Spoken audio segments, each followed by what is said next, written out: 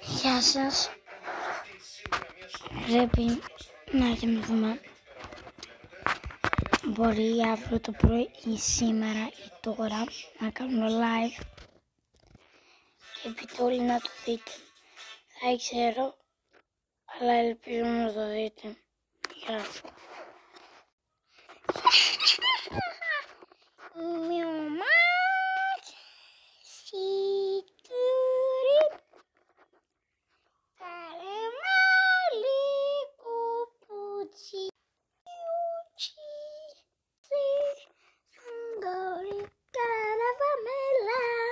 Chifu.